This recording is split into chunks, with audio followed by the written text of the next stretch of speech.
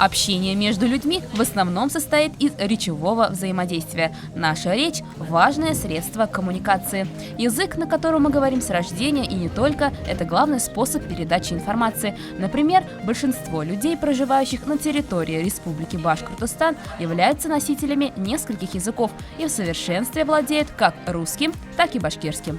Благодаря знанию сразу двух языков они успешно коммуницируют с окружающим миром. Билингвы – именно так называют людей, владеющих двумя языками. Билингвом можно быть от рождения или же стать им на протяжении жизни. Так, 19 ноября в стенах БГПУ имени Фтахидина Акмуллы прошла онлайн-лекция на тему «Психолого-педагогические особенности билингвов. Концепция межкультурного образования». Докладчик Кудрявцева Екатерина Львовна, научный руководитель международных сетевых лабораторий инновационной технологии в сфере поликультурного образования, эксперт Федерального реестра Российской Федерации.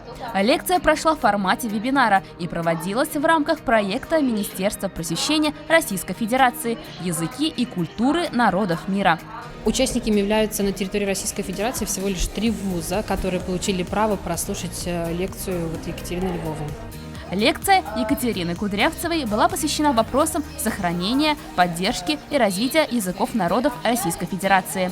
Она рассказала о билингвизме, о формах билингвизма, о том, как вырастить поликультурного ребенка, как мотивировать современных родителей к развитию у их подрастающего поколения билингвизма.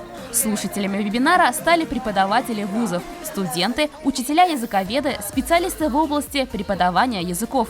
Полученные знания они смогут применить в повседневной жизни, воспитании детей и профессиональной деятельности.